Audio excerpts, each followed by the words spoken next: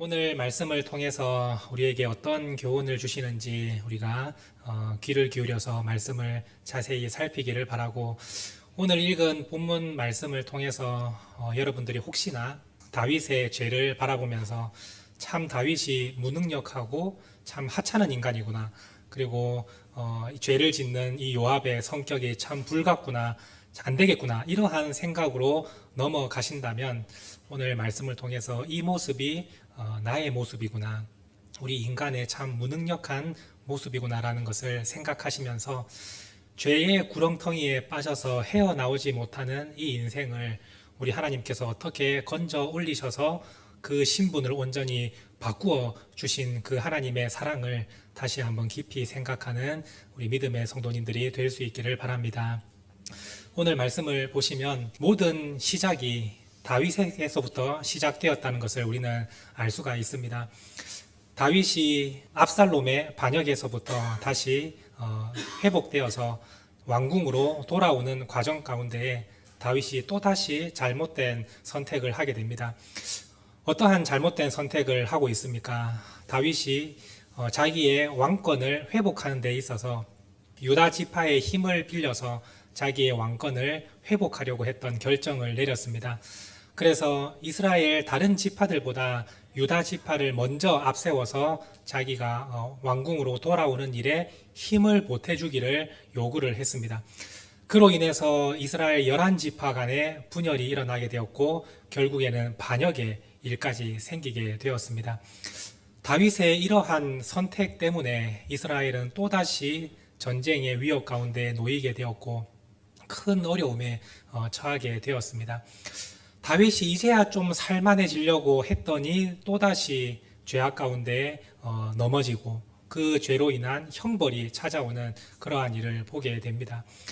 이것이 어떻게 보면 우리의 모습과도 똑같다고 할 수가 있겠습니다. 오늘 우리가 죄를 지었을 때에 그 죄에 대한 대가와 형벌을 우리가 계속해서 맞이하게 된다면 오늘 우리도 역시 정신을 차리지 못하고 계속해서 죄악 가운데 넘어지며 잘못된 선택을 하는 그러한 일들이 일어나게 될 것입니다. 오늘 우리의 삶을 한번 생각해 보십시오. 여러분들이 지금까지 지었던 죄가 있고 그 죄에 대해서 형벌을 당하고 또 그 죄로 인해서 여러분들이 하나님으로부터 징계를 받게 된다면 아마 우리는 하나님의 일을 제대로 할 수 있는 사람은 단 한 사람도 없을 것입니다. 주님의 은혜 가운데 거하는 것조차도 우리는 감당하지 못한 삶을 살아가게 될 것입니다. 왜냐하면 순간순간 우리는 계속해서 죄에 넘어지기 때문입니다. 길게 갈 것도 없이 이번 한 주간의 삶을 한번 여러분들이 생각을 해보십시오. 지난 일주일 동안 여러분들이 지은 죄로 인해서 하나님께서 죄에 대한 대가를 치르게 하시고 형벌을 내리신다면 오늘 여러분들이 이 자리에 나와서 예배 드릴 수 있는 사람은 아마 단 한 사람도 없을 것입니다. 그 가운데에서 또 조금 회복될 만하면 또 죄를 짓고 또 회복될 만하면 또 죄를 지으면서 계속해서 죄에 대해서 우리가 빠져나오지 못하는 그러한 상황 가운데 놓이게 될 것입니다. 근데 중요한 것은 다윗뿐만이 아니라 이스라엘 백성들도 똑같은 모습 아니겠습니까? 오늘 말씀을 보시면 이스라엘 백성들이 다윗에게 다시 한번 왔다가 또다시 세바라는 사람의 반역에 가담하면서 다윗을 배신하는 모습을 볼 수가 있습니다. 이스라엘이 처음에는 다윗을 왕으로 세웠다가 다윗보다 압살롬이 더 잘할 것 같으니 다윗을 배반하고 압살롬에게 붙었다가 압살롬이 죽으니 이제 다윗 말고 사람이 없으니 다시 다윗에게 붙었다가 다윗에게 받을 유익이 없어 보이니 다시 배반하고 세바에게 붙는 이 모습, 이것이 과연 하나님의 백성이라 불리는 이스라엘의 모습이 맞습니까? 이스라엘 백성들도 참으로 선한 것이 없는 삶을 살아가고 있는 모습을 볼 수가 있습니다. 그런데 이 모습 또한 우리의 모습과 똑같다는 것을 알 수가 있습니다. 오늘 우리가 이러한 죄의 구렁텅이에 빠져 있을 때에 우리가 하나님의 말씀을 생각하고 우리가 다시 한번 의로운 삶을 살기로 노력한다고 해서 우리가 구원을 얻을 자격이 있다고 여러분들은 생각을 하십니까?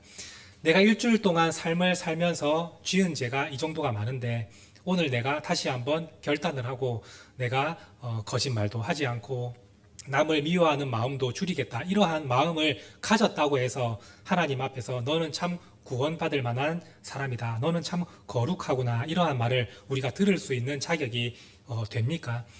오늘 말씀을 보시면 3절 말씀에 이렇게 되어 있습니다. 3절 말씀을 우리 함께 읽도록 하겠습니다. 다윗이 예루살렘 본궁에 이르러 전에 머물러 왕궁을 지키게 한 후궁 10명을 잡아 별실에 가두고 먹을 것만 주고 그들에게 관계하지 아니하니 그들이 죽는 날까지 갇혀서 생과부로 지내니라. 오늘 말씀을 보시면 갑자기 이 다윗의 행동이 중간에 들어온 것처럼 보이게 됩니다. 다윗이 예루살렘 성에 들어와서 제일 먼저 했던 일들이 자기가 반역을 통해서 도망쳤던 그 상황 가운데 왕궁에 남겨놓은 10명의 후궁들이 있었습니다. 그 후궁들을 다윗이 남겨놓은 이유는 혹시라도 이 왕궁에서 일어나는 일들을 이 후궁들을 통해서 정보를 좀 얻을 수 있을까 이러한 생각으로 남겨두고 떠났던 것 같습니다. 그런데 이 후궁들을 압살롬이 관계를 맺으면서 내가 다윗보다 훨씬 더 강한 존재이고 모든 왕권이 나에게 넘어왔다는 것을 상징적으로 표현하기 위해서 이 다윗의 후궁들을 자기가 다 범합니다. 다윗이 그 사실을 알고 이 후궁들을 제일 먼저 별실에 가두고 먹을 것만 주면서 생과부로 지내게 합니다. 여기서 생과부라는 말은 남편이 있지만 과부처럼 살게 했다라는 의미로 생과부라고 표현을 하고 있는 것입니다. 사실 이러한 행동은 율법에 근거한 행동입니다. 내 아내가 다른 남자에게 성적으로 범하게 되면 그 여자와는 다시는 관계하지 않는 것이 율법적으로 맞는 행동이고 관계를 멀리하는 것이 사실은 올바른 모습입니다. 관례적으로 따지면 이 후궁들은 원래는 죽임을 당해야 하는 존재들입니다. 그런데 다윗은 오히려 관대하게 또 후하게 긍휼을 베풀어서 죽이지 않고 오히려 살려두고 먹을 것을 제공하면서 평생 동안 그래도 살려두고 있는 모습을 우리가 보게 됩니다. 그런데 여러분들이 이 성경 말씀을 읽을 때 다윗이 율법을 따라서 행동하고 그리고 이 후궁들을 죽이지 않고 선하게 관대하게 대우해 주었다고 해서 다윗의 모습이 거룩하다고 여러분 말할 수 있겠습니까? 다윗이 그래도 죄 가운데에서 이렇게 말씀을 따라서 선화를 행하고 관대한 모습을 보여주니 참 하나님의 사람답네. 이 다윗은 하나님께 사랑받을 만한 사람답다. 이렇게 여러분들 생각이 되십니까? 아니 오히려 이렇게 한다고 해서 달라지는 게 있는가? 자기가 잘못한 일인데 이거 이렇게 처리한다고 뭐 좋은 것이 있는가? 오히려 이런 생각이 우리 마음에 들지 않습니까? 우리의 모습이 이와 똑같다는 사실을 여러분들 기억하십시오. 우리가 지은 죄가 너무나도 많은데 오늘 하루 내가 말씀을 따라서 의를 행한다고 해서 하나님 앞에서 그 모습이 거룩하고 하나님 백성다운 모습이라 할 수 있느냐? 그렇지 않다는 것입니다. 우리는 전적으로 무능하고 부패한 존재이기 때문에 오늘 하루 율법 하나 말씀을 지켰다고 해서 우리는 구원받을 자격도 없고 하나님의 사람이라고 말을 들을 수 있는 자격도 없는 사람임을 여러분들은 기억하시기 바랍니다. 오늘 우리가 구원을 받을 수 있었던 전적인 은혜는 예수님의 십자가의 보혈 덕분입니다. 주님께서 우리의 죄를 위해서 십자가에 달려 죽어주시지 않으셨다면 우리가 아무리 말씀을 붙들고 의를 행하며 살아가려고 해도 하나님 보시기에 다윗과 같은 이러한 모습뿐입니다. 그래서 그게 어떻다는 말이냐? 네가 그렇다고 해서 거룩하다라는 말을 들을 수 있을 것 같느냐라고 하나님은 우리에게 말씀해 주시는 것입니다. 결국은 하나님께서 우리를 구원하시기 위해서 예수님을 보내주시지 않으셨다면 오늘 우리는 전적으로 하나님의 은혜를 입을 수 없고 구원을 얻을 수 없는 무능한 사람이었다라는 것을 성경을 통해서 가르쳐주고 있습니다. 여러분들이 혹시나 내가 그래도 믿음이 있었고 내가 그래도 말씀을 따라 보려고 열심히 노력했던 그것으로 내가 구원에 이르고 하나님 앞에 칭찬받을 수 있는 자격이 있다고 생각을 하신다면 오늘 이 본문 3절 말씀을 한번 깊이 묵상을 해보시기 바랍니다. 다윗이 지금까지 지은 죄가 너무나도 많고 그 죄의 형벌 가운데에서 정신없이 살면서 또 죄를 짓고 넘어지는 가운데 그래도 하나님의 말씀을 내가 한번 따라 보려고 노력했던 이 모습이 과연 여러분들 보시기에 참 거룩하고 다른 사람과 다르다라는 말이 나오는지 아니면 그럼에도 불구하고 다윗은 아무것도 아닌 참 죄 많은 존재일 뿐인지 한번 생각을 해보시고, 나도 역시 그와 마찬가지라는 것을 잊지 마시고, 내가 구원을 얻었던 전적인 은혜는 예수님의 십자가의 은혜밖에 없구나라는 것을 여러분들이 그 마음을 잊지 않고 살아갈 수 있게 되기를 원합니다. 그래서 우리가 그리스도인이라 부르며 기독교라고 우리는 말을 하고 있지 않습니까? 예수님께서 이 세상에 오셔서 우리를 건져주신 그 구원의 은혜를 온전히 믿는 사람, 그 주님을 온전히 따르는 사람, 그 사람이 그리스도인 아니겠습니까? 주님의 은혜를 빼놓고는 우리는 결코 구원에 이를 수도 없고 하나님의 자녀가 될 수도 없고 거룩한 백성이라고 불릴 수도 없는 존재입니다. 예수님을 떼놓고서는 우리는 하찮은 죄인, 참으로 무능력한 죄인일 뿐밖에 안 되는 사람임을 성경은 그대로 가르쳐 주고 있습니다. 그래서 주님께서 우리를 위해서 대신 죽어 주심으로 말미암아 우리가 구원을 얻었고 천국에 들어가는 천국 백성이 되었기 때문에, 우리가 구원을 얻었을 때에 그 천국에서 주님의 이름을 높이며 영원토록 주님을 찬양하는 모습을 볼 수가 있지 않습니까? 우리의 능력과 노력으로 구원에 이를 수 있다면 그렇게 천국에서 주님을 찬양할 필요가 뭐가 있겠습니까? 내 능력으로 여기까지 왔는데, 그런데 알고 봤더니 내 능력은 하나도 없고 오직 주님의 그 십자가의 보혈, 나를 위해서, 진짜 죄 많은 나를 위해서 죽어주신 그 예수님의 은혜 말고는 내가 이 천국에 올라올 수 없었구나라는 것을 온전히 깨달으니 영원토록 주님을 찬양하게 되는 것 아니겠습니까? 또한 우리가 이 세상 가운데에서 능력 있게 살아갈 수 있는 이유도 주님의 십자가의 은혜이며, 우리가 죄악 가운데 넘어지더라도 다시 한번 회개하고 주님의 말씀대로 따라갈 수 있게 되는 것도 예수님의 십자가의 은혜입니다. 그 십자가의 은혜가 아니었다면 우리는 주님의 그 놀라우신 은혜 가운데 살아갈 수도 없고 하나님께서 우리에게 맡겨주신 사명의 자리를 지킬 수도 없습니다.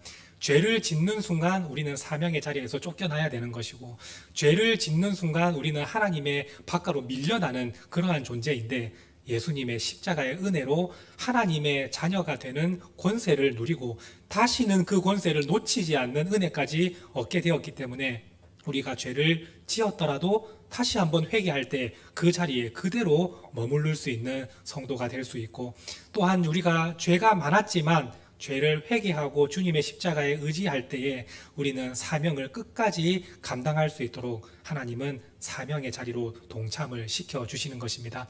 그래서 우리가 이 세상에서 많은 일들을 행할 수 있고 능력 있게 살아갈 수 있게 되는 것입니다.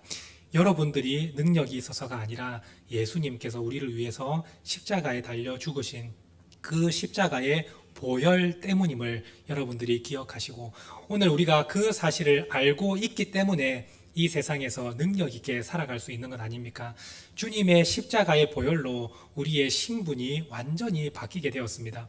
원래는 죄인이었고 죄를 짓는 순간 하나님의 자녀에서 완전히 떨어져 나가야 되는 그러한 존재였지만, 주님의 십자가로 우리는 이 세상에서 왕노릇하면서 주님의 권세가 내 권세가 되어서 그 권세를 세상에서 마음껏 발휘하며 살아가는 하나님의 능력 있는 자녀로 살아가는 것 아니겠습니까? 그래서 요한계시록 말씀에서도 천국에서 우리가 어떻게 주님을 찬양하는지 정확하게 기록하고 있습니다. 요한계시록 5장 9절에서 10절 말씀입니다. 우리 한번 같이 읽도록 하겠습니다. 그들이 새 노래를 불러 이르되 두루마리를 가지시고 그 인봉을 떼기에 합당하시도다.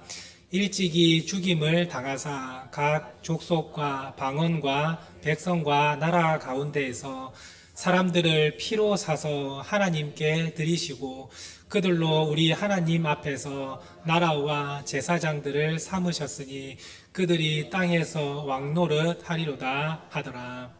여기에 우리의 능력이 무엇이 있습니까? 주님께서 피로 우리를 사셨기 때문에 오늘 우리가 세상 가운데에서 왕노릇하며 천국 백성의 시민권을 가지고 살아가는 믿음의 성도가 된 것 아닙니까? 그래서 우리는 이 세상을 살아가는 모든 순간 예수님을 높이고 주님의 이름을 찬송하며 그분께 감사하며 사는 것이 우리 그리스도인들의 신앙인 것입니다. 여러분들이 오늘 말씀을 묵상하시면서 나는 전적으로 타락하고 무능하고 참 아무것도 아닌 존재이지만 예수님이 나를 그 죄의 구렁텅이에서 건져 올리시는 은혜가 있었기 때문에 내가 오늘도 주님 앞에 나와서 예배 드릴 수 있고 기도할 수 있고 주님께 능력을 구할 수도 있고 주님께 도와달라고 말할 수도 있는 그러한 자격이 있다는 사실을 여러분들이 온전히 기억할 수 있게 되기를 원합니다. 또한 죄의 참 무서운 것 중에 하나가 죄는 사람들에게 전염을 시킨다는 것입니다. 오늘 다윗이 처음 밧세바를 음욕을 품고 자기 것으로 삼고자 했던 그 마음 때문에 얼마나 많은 죄의 고통을 당하고 그 죄 가운데에서 빠져서 헤어나오지 못하는 모습을 볼 수가 있는데, 자기 혼자만 그렇게 살다가 가는 것이라면 사실 무슨 다른 게 있겠습니까? 그런데 그 죄가 또 다른 사람에게 전염이 되고 모든 사람들이 죄에 물들어서 타락하기 때문에 이 사람들은 참으로 하나님 앞에서 보잘것없는 참으로 지옥에 들어가기에 합당한 그런 비참한 인생이라는 것을 알 수가 있습니다.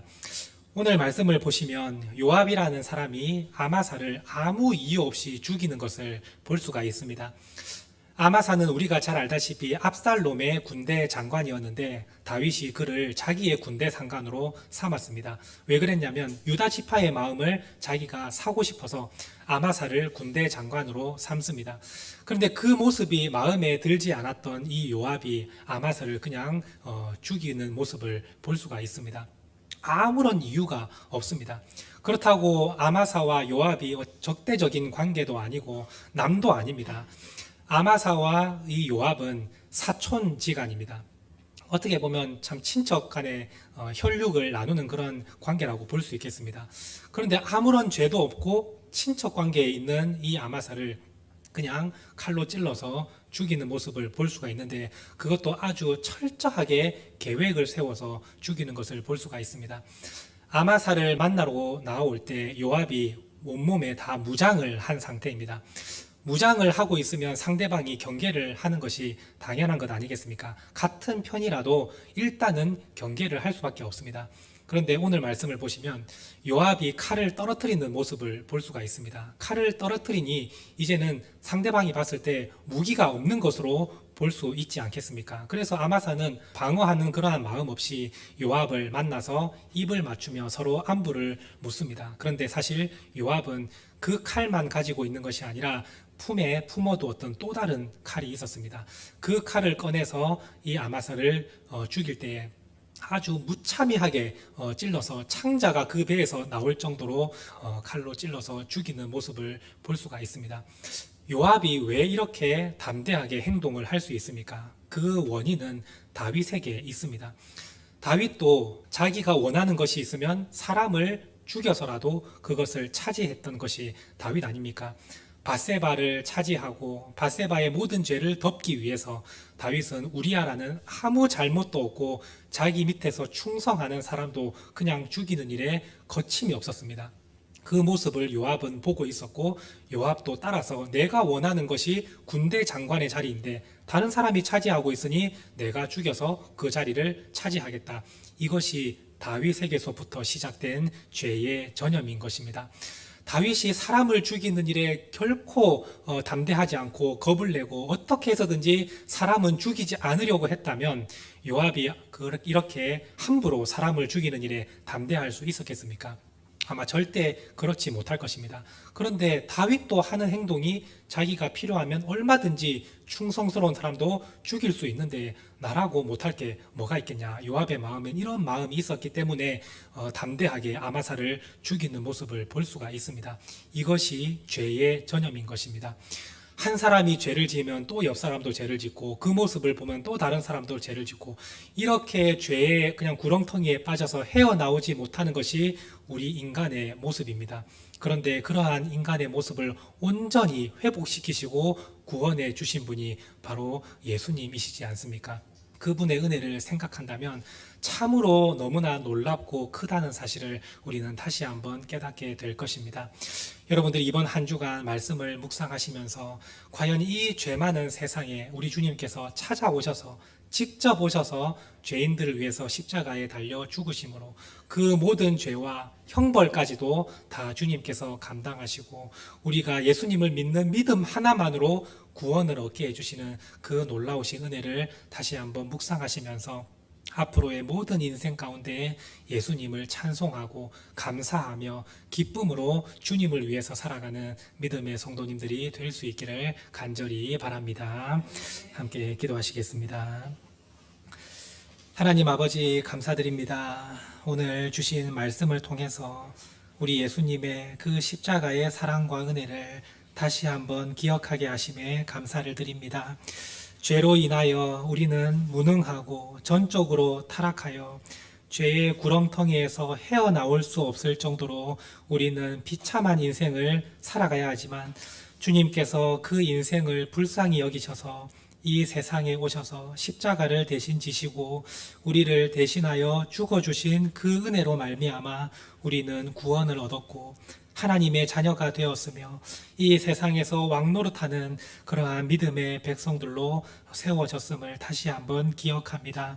하나님 이 은혜를 잊지 않게 하여 주시고 날마다 예수님을 찬송하며 감사하며 그 주님의 뒤를 따라가면서 주님께 영광을 올려드리는 믿음의 삶을 살아갈 수 있도록 하나님 함께하여 주시옵소서. 우리가 말씀을 붙들고 살아가는 그것 또한 예수님의 십자가 은혜가 아니었다면 아무것도 아님을 기억합니다. 우리가 주님 앞에서 바른 삶을 살아가는 것을 주님께서 기쁘시게 여기시는 것 또한 예수님의 그 십자가의 은혜로 우리의 죄가 깨끗하게 되었기 때문에 우리의 작은 행동 하나도 하나님께서 기쁘게 받아주신다는 사실을 기억하며 나의 의와 나의 공로가 아닌 오직 예수님의 십자가의 은혜만을 자랑하는 믿음의 성도들이 될 수 있도록 도와주시옵소서. 감사드리며 예수님의 이름으로 간절히 기도드립니다. 아멘.